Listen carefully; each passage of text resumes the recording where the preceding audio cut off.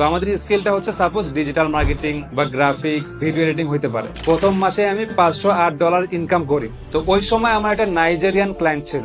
তো ওই নাইজেরিয়ান ক্লায়েন্টটা কি করলো, তার একটা অ্যাপের মার্কেটিং এর কাজ আমাকে দিল এবং সেটা মাত্র $5। তো যখন $5 আমি ওই কাজটা পেয়ে গেলাম, তখন আমার কাছে মনে হলো যে না, এটা 5 লাখ টাকারও বেশি। ওই ক্লায়েন্টের টানা আমি 5টা কাজ করি, ওই 5টা কাজ মাত্র মেবি $50 হবে। এক্সাম যে আগামী কালকে আছে, এটা আসলে আমি ভুলে গেছি। আমার প্যাশনটা আসলে অন্য জায়গা। আমি যেটা চিন্তা করি যে হ্যাঁ, সবাই যদি একটা রাস্তায় যায়, তাহলে আমরা আরেকটা রাস্তা বানাবো। আমি একটা জিনিস আপনাদেরকে ওপেন চ্যালেঞ্জ বলতে চাচ্ছি, এটা আপনাদের একমাত্র ফেইলিয়ারের কারণটা কি জানেন? কারণটা হচ্ছে আপনারা ঠিক মতো করে এসআরডিএমআইটি যা আপনাদেরকে শেখাচ্ছে সেটা প্র্যাকটিস করেন না, না হয় ক্লাস করেন না, না হয় সাপোর্ট নেন না। কেউ যদি আসলেই সাকসেসফুলি কিছু করতে চায়, ও যদি 100% চেষ্টা নাও করে, 90%ও করে, সে অবশ্যই কিছু না কিছু লাইফে করবে। যে এই সময়টাতে আমরা 48টা ক্লাস করাইছি, যেখানে 33,900 জন স্টুডেন্ট অ্যাটেন্ড ছিল। এই সময়টাতে ট্রেনাররা মোট সাপোর্ট দিয়েছে 2059 ঘন্টা 42 দিনে।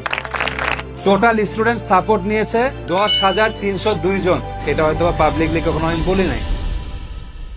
একদম যদি শুরু থেকে বলি যে একজন নিউ বিগিনার, কেউ যদি একদম নতুন ভাবে ফ্রিল্যান্সিং সেক্টরে আসতে চায়, তো সে কি করবে? সে এটা করবে যে হয়তোবা সে ইউটিউবে যাবে বা কোনো একটা ওয়েবসাইটে ভিজিট করবে এবং দেখবে যে ফ্রিল্যান্সিং বিষয়টা কি বা এখানে কিভাবে আমরা আর্নিং করতে পারি। তো অনেকেই বোঝে যে ফ্রিল্যান্সিং করে ইনকাম করতেছে, বাট ফ্রিল্যান্সিংটা কিভাবে ইনকাম করবে? একটা আসলে তো সোর্স লাগবে, তাই না? একটা স্কিল লাগবে। তো আমাদের স্কিলটা হচ্ছে সাপোজ ডিজিটাল মার্কেটিং বা গ্রাফিক্স, ভিডিও এডিটিং হইতে পারে। তো আমি যখন স্টুডেন্ট ছিলাম, এখানে একটা স্টোরি আপনাদের সাথে শেয়ার করতে চাই।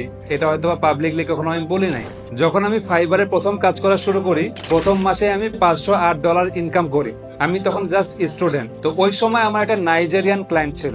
তো ওই নাইজেরিয়ান ক্লায়েন্টটা কি করলো, তার একটা অ্যাপের মার্কেটিং এর কাজ আমাকে দিল এবং সেটা মাত্র $5। তো যখন $5 আমি ওই কাজটা পেয়ে গেলাম, তখন আমার কাছে মনে হলো যে না, এটা 5 লাখ টাকারও বেশি। ওই ক্লায়েন্টের টানা আমি 5টা কাজ করি, ওই 5টা কাজ মাত্র মেবি $50 হবে। কোনোটা $5, কোনোটা $10। তো ওই সময় আবার আমার সেমিস্টার ফাইনাল পরীক্ষা চলতেছিল।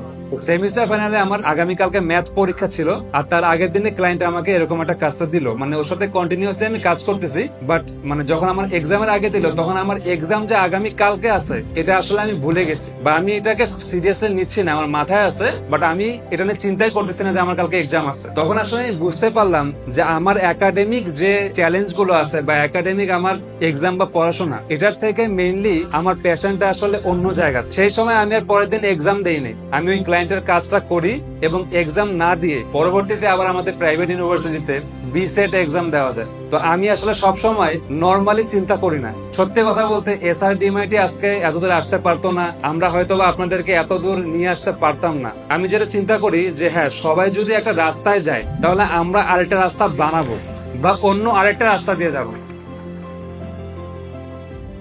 এই থটটা আপনাদের সবার মধ্যে থাকা উচিত, কারণ আমাদের বাংলাদেশে হ্যাঁ, অনেক কিছু আমাদের অনেক ভালো, বাট কিছু নেগেটিভ সাইড আছে। আমাদের আগের জেনারেশনের বা আমাদের জেনারেশনের, আমাদের ইয়াং জেনারেশন আসলে অনেক কিছু করার অ্যাবিলিটি রাখে। সো আমার কাছে যেটা মনে হয় যে এই সৎ সাহসটার কারণে বা কিছু পারিপার্শ্বিক বাধার কারণে আমরা হয়তো বা সেই দিকে যাইতে পারি না। তো যেটা আমি বললাম যে এই যে যখন আমি এক্সামটা বাদ দিয়ে যখন আমি আমার কাজটাকে শেষ করলাম, ওই যে তখন আমি বুঝতে পারলাম যে হ্যাঁ, এই কাজটার প্রতি আমার ভালোবাসাটা, যেটা আমি আগেও বলছিলাম। আমি একটা জিনিস আপনাদেরকে ওপেন চ্যালেঞ্জ বলতে চাচ্ছি, এটা আপনাদের একমাত্র ফেইলিয়ারের কারণটা কি জানেন? কারণটা হচ্ছে আপনারা ঠিক মতো করে এসআরডিএমআইটি যা আপনাদেরকে শেখাচ্ছে সেটা প্র্যাকটিস করেন না, না হয় ক্লাস করেন না, না হয় সাপোর্ট নেন না। কোন একটা স্টুডেন্ট সে যদি আসলেই নিজের লাইফে সাকসেস হইতে চায়, নট অনলি ফ্রিল্যান্সিং, আমি নিজে ক্লাস করাই। আমি কোনোদিন কাউকে ফ্রিল্যান্সিং নিয়ে শুধু ক্লাস করাইনি। আমার ক্লাসটা একটা ফিলোসফিক্যাল টাইপের ক্লাস। আপনারা জানেন আমি আমার লাইফে যে ধরনের প্রবলেম গুলো ফেস করছি, আমি কিন্তু সেগুলোর সমাধান দিচ্ছি বা সমাধান দিই। সো যেটা বললাম যে কেউ যদি আসলেই সাকসেসফুলি কিছু করতে চায়, ও যদি 100% চেষ্টা নাও করে, 90%ও করে, সে অবশ্যই কিছু না কিছু লাইফে করবে। কেন? ধরে নেন যে আপনি ফ্রিল্যান্সিং বান্ডেল প্যাকে আমাদের ভর্তি হয়েছে। তো ভর্তি হওয়ার পরে কি হচ্ছে, আপনাকে আমরা একটা রেকর্ডেড ভিডিও সিরিজ দিচ্ছি, যেটা আমাদের লাইভ ক্লাস শুরুর আগ পর্যন্ত আমরা প্রোভাইড করতেছি আপনাদেরকে। তো কাজে যখন একটা স্টুডেন্ট ভর্তি হলো, এরপর তো আপনার বসে থাকার কোনো সুযোগ থাকতো না। সে শিখতেছে, কন্টিনিউসলি শিখতেছে রেকর্ডেড ভিডিও দেখে। এই যে শিখতেছে, এই পুরো সিরিজটা কিন্তু আমার প্রোভাইড করা। অন্য কারো না। তো আমি এমন ভাবে ক্লাসগুলোকে আপনাদের ডিজাইন করছি যাতে যেই ব্যক্তিটা জীবনেও কখনো ফ্রিল্যান্সিং, ডিজিটাল মার্কেটিং, গ্রাফিক্স বা আদার কাজগুলো সম্পর্কে জানেও না, সেও জানতে বাধ্য হবেই। না জানার কোনো উপায় নাই, একমাত্র যদি সে ঠিকমতো জিনিসগুলোকে না দেখে। এই যে সে রেকর্ডেড ভিডিও শেষ করলো, এরপরে কি হলো, তাকে আমরা লাইভ ক্লাসে আনলাম। লাইভ ক্লাসে আসার পরে আপনাদের কমন যে প্রবলেমটা, আপনারা প্রথম 15-20 দিন খুব ভালো সিরিয়াসে ক্লাস করেন, এরপরের ক্লাসটা করেন না। কেন জানেন? আপনারা তখন অনেক ধরনের অজুহাত দেখান। যেমন আমার অনেকগুলো ফ্রেন্ড আছে যারা হয়তো বা আমার প্রতিটা ক্যাম্পেইনে ভর্তি হয়, প্রথমে খুব সিরিয়াস, এর পরবর্তী সময় বলে যে আজকে আমার একটু ওখানে একটা প্রোগ্রাম আছে, আজকে আমার একটা ভার্সিটিতে একটা ক্লাস আছে। আমার কথা হচ্ছে যে আপনি যদি লাইফে কিছু করতে না পারেন, আপনি সাপোজ আপনার ফ্রেন্ডের সাথে যাবেন বা ঘুরতেছেন, তো আপনার ভ্যালুটা কিভাবে ক্রিয়েট হবে? একটা নির্দিষ্ট সময় পর্যন্ত সবকিছু ঘোরাফেরা সবকিছু ঠিকঠাক আছে, বাট যখন আপনি 18+ ক্রস করে গেছেন, তখন কিন্তু আপনার মাথার উপর একটা প্রেসার থাকতেছে। বর্তমান সমাজে আমাদের ফ্যামিলি বলেন, ফ্রেন্ড বলেন বা আমাদের সমাজ বলেন, আপনি যদি জীবনে কিছু করতে না পারেন, তাহলে আসলে আপনাকে কেউ তেমন একটা ভ্যালু দিবে না। আপনি যদি ব্যস্ত না থাকেন, নিজের উপরে কাজ না করেন, তাহলে কোনোভাবে আপনি নিজের ভ্যালু ক্রিয়েট করতে পারবেন না। সবাই আমাকে বলে যে স্যার আমি ইনকাম করতে পারতেছি না কেন? এখন এটার উত্তরটা একটাই, খুবই সিম্পল একটা অ্যান্সারটা কি? অ্যান্সারটা হচ্ছে যে আপনি কাউকে কোনো সার্ভিস প্রোভাইড করতেছেন। যদি আপনি কাউকে কোনো সার্ভিস প্রোভাইড করেন, তাহলে আপনি ইনকাম করতে পারবেন। যেমন আপনার এলাকার মুদি দোকানদার, সে কি করতেছে? চাল ডাল বিক্রি করতেছে। তো সে চাল ডাল বিক্রি করতেছে মানে একটা সার্ভিস প্রোভাইড করতেছে জন্যই সে ইনকাম করতেছে। একটা ডাক্তার, সে কি করতেছে? সে কিন্তু ট্রিটমেন্ট করতেছে, রোগীদের চিকিৎসা দিচ্ছে, মানে কি সার্ভিস প্রোভাইড করতেছে না? তো সে কিন্তু ওই স্কিলটা ডেভেলপ করছে। ঠিক তেমনি একটা দোকানদারও তার স্কিল ডেভেলপ করছে একটা প্রোডাক্ট সেল করার জন্য। তো আপনি একটা ডিজিটাল মার্কেটার যদি হয়ে থাকেন, তাহলে আপনি একটা এজেন্সি দেওয়ার চেষ্টা করেন। একটা এজেন্সি দিতে 1 টাকা খরচ হয় না, যদি আপনি আসলেই প্রপারলি জিনিসগুলো বোঝেন।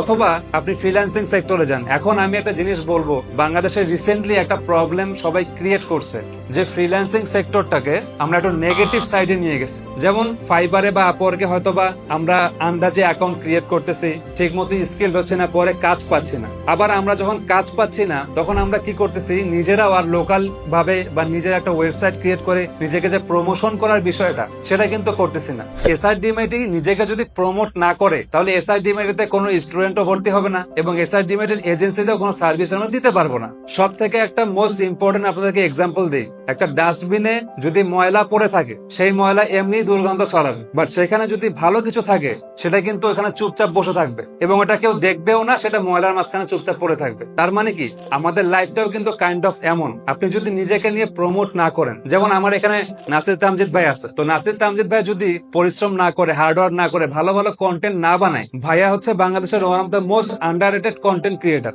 এবং তিনি যেই লেভেলের কন্টেন্ট গুলো দেয়, সেগুলো কিন্তু পুরো বস লেভেলের। বাট তারপর আমি বলবো ভাই এখনো অনেক আন্ডাররেটেড। তো এটাই একটা বিষয় যে আমরা যতটা নিজেদেরকে প্রমোট করি, যতটা মার্কেট করি এবং যত ভালোভাবে ডেভেলপ করবো। যেমন আপনি হয়তো বা আজকে খুবই আন্ডাররেটেড, বাট আপনি চেষ্টা করতেছেন একসময় হয়তো আপনি একটা হিউজ লেভেলে কিছু কাজ করবেন। ঠিক তেমনি নাসির তামজিদ ভাই একসময় বাংলাদেশে হয়তো বা টপ 1 অথবা 2 কন্টেন্ট ক্রিয়েটারদের মধ্যে চলে যাবে। তো বিষয়টা এটাই। সো যাই হোক, এটা বিষয় নিয়ে অনেক কথা বলছি। এখন আমি জাস্ট আপনাদেরকে যেটা বলতে যাচ্ছি যে সাপোর্ট সিস্টেমটা, তো একটা বিষয় কিন্তু খুব ক্লিয়ার যে আসলে সাকসেস হওয়ার সূত্রটা এটাই। প্রত্যেকটা মানুষ লাইফে এই সাকসেস সূত্রটাই কিন্তু মেনে চলতেছে। আর আপনাদের ক্ষেত্রে যে প্রবলেমটা আমি ফেস করি, সেটা হচ্ছে যে আপনারা এই সেক্টরটাতে যখন আসেন, এটাকে আপনারা ফোর্থ সাবজেক্ট হিসাবে নিয়ে নেন। বারবার এই কথাটা বলে যে আপনি কেন ফোর্থ সাবজেক্ট হিসাবে নিচ্ছেন? আপনি একটা ইউনিভার্সিটিতে 4 বছর ধরে পড়াশোনা করতেছেন, 4 বছর জীবনের একদম শেষ করে ফেলতেছেন। কালকে আমার একটা কুইজ ভার্সিটির, মাথা খারাপ আমার কুইজ, এখন আমি কি করবো? এর কাছে যাবো, ফ্রেন্ডের কাছে যাবো। হ্যাঁ, এটা আপনার জন্য অনেক ইম্পর্টেন্ট, বাট আপনি যদি সেমটা না হোক, আপনি যদি অ্যাটলিস্ট 80% এফোর্টটা আপনি এই সেক্টরটাতে দেন, আপনি ইনস্ট্যান্ট সাকসেস পাচ্ছেন। একটা আপনাদেরকে খুব স্ট্র্যাটেজিক্যাল বিষয় বলে আমি, সেটা হচ্ছে খুব কমন স্ট্র্যাটেজি। আপনি যখন কাউকে 5 টাকার বা 10 টাকারও কোনো সার্ভিস প্রোভাইড করবেন, বা 5 টাকার 10 টাকারও কোনো একটা কাজ আপনি ক্লায়েন্টকে করে দিবেন, আপনি যদি 5 থেকে 10 টাকা, একদম আমি লোয়েস্ট বললাম, এই কাজটাও যদি কোনো ক্লায়েন্টকে প্রোভাইড করেন, এতে করে কি হবে জানেন? আপনি ক্লায়েন্টের সাথে কমিউনিকেশন করবেন, আপনার মধ্যে কি হবে? একটা স্কিল গ্রো হবে এবং আপনি একটা কনফিডেন্স পাবেন। এই যে কনফিডেন্সটা না, এটা আপনাকে পরবর্তীতে পুশ করবে এবং পরবর্তীতে আপনাকে আর কেউ আটকাতে পারবে না, আপনি একদম নিজের ফ্লোতে চলতে থাকবেন। তো যাই হোক, আমরা এসআরডিএমআইটি যে সাপোর্ট সিস্টেমটা চালু করছি ডেইলি 40 থেকে 50 ঘন্টা, তো এখানে আমরা একটা রিপোর্ট করছি যে 27 এপ্রিল থেকে 13 জুনের 42 দিন যেটা আমাদের ক্যাম্পেইন ফর সেকেন্ড ফেজ। আপনারা হয়তো বা আগেরও অনেক স্টুডেন্ট আমাদের এখানে আছেন, বাট আমি এখানে আপনাদেরকে রিপোর্টটা বলি, এটা একদম এক্সাক্ট রিপোর্ট যে এই সময়টাতে আমরা 48টা ক্লাস করাইছি, যেখানে 33,900 জন স্টুডেন্ট অ্যাটেন্ড ছিল এবং প্রত্যেকটা ক্লাসের আমাদের এভারেজ টাইম ছিল 1 ঘন্টা 45 মিনিট। এছাড়াও আমাদের এখানে যে বিষয়টা আছে সেটা হচ্ছে সাপোর্টের বিষয়টা এবং হোমওয়ার্ক সিস্টেমটা। আমরা আগে হোমওয়ার্কটাকে এতটা ফোকাস করতাম না, আমরা কিন্তু নর্মালি স্কুল কলেজ ইউনিভার্সিটিতে সবসময় হোমওয়ার্ক করি, স্যাররা আমাদেরকে হোমওয়ার্ক দেয়। পরবর্তীতে আমরা চিন্তা করলাম যে আমরা কেন হোমওয়ার্কটা দিচ্ছি না বা ঠিক মতো করে এটা আমরা রিভিউ দিচ্ছি না। আমরা এরপর কি করলাম, ট্রেনারদেরকে বললাম যে আপনারা হোমওয়ার্ক গুলো চেক করেন। তো আমরা এই 42 দিনে আমাদের ট্রেনাররা টোটাল 222টা রিভিউ আমাদের গ্রুপে সাবমিট করছে এবং স্টুডেন্টরা সেখানে 16,836 বার তাদের হোমওয়ার্ক সাবমিট করছে গ্রুপে এই 42 দিনে মাত্র। এখানে একটা বিষয় সব থেকে বেশি আপনাদের তালি দেওয়া উচিত, সেটা হচ্ছে এই যে 16,836টা হোমওয়ার্ক আমাদের গ্রুপে আসছে, স্টুডেন্টরা এখানে ফিডব্যাক প্রোভাইড করছে 16,134টা হোমওয়ার্ক ফিডব্যাক, যে আপনার এটা প্রবলেম বা আপনার ঠিক আছে এরকম। আমি জানি না বাংলাদেশে এভাবে কেউ রিপোর্ট দেয় কিনা তাদের সাপোর্ট সিস্টেম এবং হোমওয়ার্ক নিয়ে। সাপোর্টের আমি রিপোর্টটা জাস্ট বলবো, সাপোর্টের রিপোর্টটা দেখলে অনেকে হয়তো বলবে যে এটা আসলে মিথ্যা কথা, বাট আমি বলবো যে আমাদের প্রত্যেক দিন যে সাপোর্টটা চলে এটা আমাদের 4 জন কোঅর্ডিনেটর এবং প্রজেক্ট ম্যানেজার আমাদের প্রত্যেকটা সাপোর্ট ট্রেনারকে মনিটর করে এবং সেখানে কতজন স্টুডেন্ট আসলো, কতগুলো প্রবলেম সলভ হলো, সবকিছু মনিটর করে। কোন স্টুডেন্ট এটা বলতে পারবে না যে আমি সাপোর্টে যে হয়তো কোনো প্রবলেম সলভ করতে পারিনি বা ট্রেনার আমাকে ঠিক মতো করে দেয়নি। আমাদের 6 থেকে 8 জন ট্রেনার আছে, সবাই যে আপনার সবকিছুতে অ্যাডজাস্টমেন্ট হবে এরকম না। আপনার সাথে হয়তো একজনের ঠিক মতো একটা প্রবলেম সলভ হচ্ছে না, আপনি আরেকজনের কাছে চলে গেলেন। সো আমাদের এই সময়টাতে ট্রেনাররা মোট সাপোর্ট দিয়েছে 2059 ঘন্টা 42 দিনে এবং এই সময়টাতে টোটাল স্টুডেন্ট সাপোর্ট নিয়েছে 10,302 জন। গড়ে অন এভারেজ প্রত্যেক দিন 245 প্লাস স্টুডেন্ট সাপোর্টে ছিল এবং এই 42 দিনে আমরা 1/1 সেশন দিচ্ছি 8,011 জনকে, শুধু 1/1 সেশন দেওয়া হয়েছে। এখানে শুধুমাত্র রানিং স্টুডেন্ট না, আমাদের যারা প্রিভিয়াস ব্যাচের স্টুডেন্ট ছিল তাদেরকে আমরা 557 বার 1/1 সেশন প্রোভাইড করছি।